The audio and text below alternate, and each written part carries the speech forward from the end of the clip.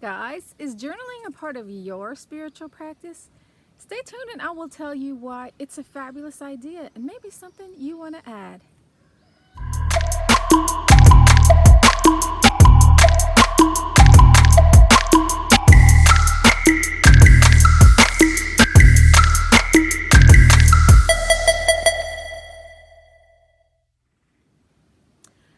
Hi, it's Laura Giles with Pan Society, and I have 3 journals. I know if you're a journal freak, you probably have at least 3, maybe tons more. One of my journal is for dreams. The other one is for meditations, moon circles, that kind of thing. And the third one is for spirit communication. So the first 2 are for inner world journeys, so things that come from within. And the last one are for other world information. Now, why do I have 3? So my dream journal contains dreams, obviously. And the language of dreams is a bit different for me. So in order to learn about what your dreams can tell you, you're going to have to work with them. But my experience has been that when I'm getting information from within, the further it is away from human or my own, or maybe helping spirits, sometimes depending upon how far back they go, like ancestors, that the information doesn't come in words. So if I have a dream or a voice, I hear a voice that says, "Go to bed, Liz," probably not like from God or from an ancestor, because the further away you get, the less language is used. So the language of the everything, the language of the mountains, the sun, the moon, the ancestors, for me, is symbolic. It's going to be like a feeling. So I pay attention to my feelings, and I pay attention to the symbols, and my symbols are not your symbols, because my symbols come from my life. So it could be something from a movie that I saw, or it could be an experience that I had, and I associate this with that. But there are some universal symbols too, like, well, actually, cultural symbols. Let's start with that first. So in the West, white tends to be the color of purity, weddings, that kind of thing. But in other cultures, white might not be that. And then there's things that are universal, like the archetypes are universal.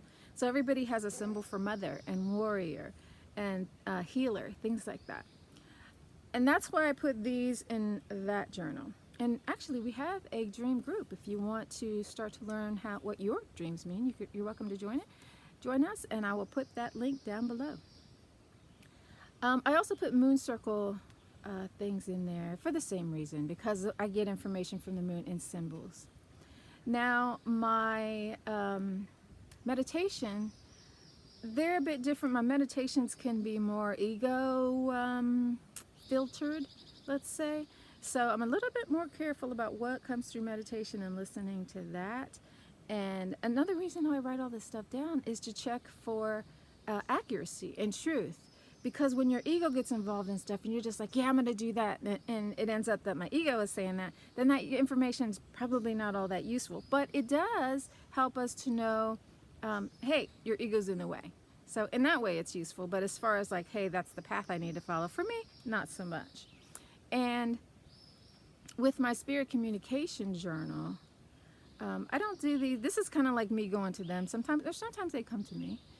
And it's different because it's the other world, not the inner world.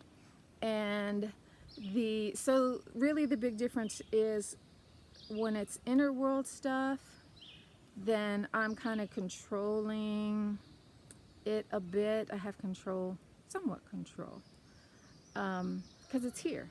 It's on this plane. Even in my dreams, I'm a lucid dreamer. I almost exclusively lucid dream, so I have some control over what's happening. I don't want to go down that road. I'll go down a different one. But the other world journeys, it's just like I go there and then it kind of takes over.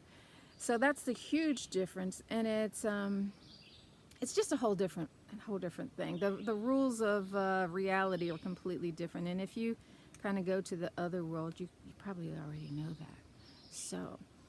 But there's lots of information that you can get there that helps you deepen your relationship with yourself, with nature, with everything. And if you don't write it down, you can forget.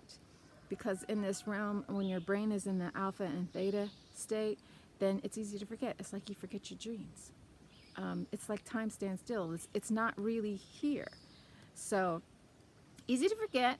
And it's also a way of going back and looking and saying, oh, I should have got that the first time. Or, oh yeah, I need to do that. I need to pay more attention to that. So it's a way of keeping you on track. So with the moon circles, I'm always looking at what's the energy of this moon. And I try to stay in that energy, kind of to deepen my relationship with it, to work with it. And then I see, okay, how did this change me? If I'm not using it and I'm not doing anything with it, it's probably not going to change me at all. But I notice that when I do work with it and I'm aware of it, keep it in my mind, then the growth happens like wildfire.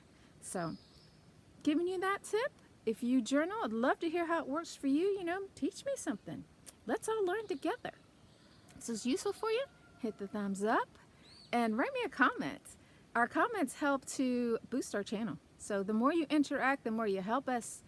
And I hope it was useful for you. See you on another Pan video soon. Ciao.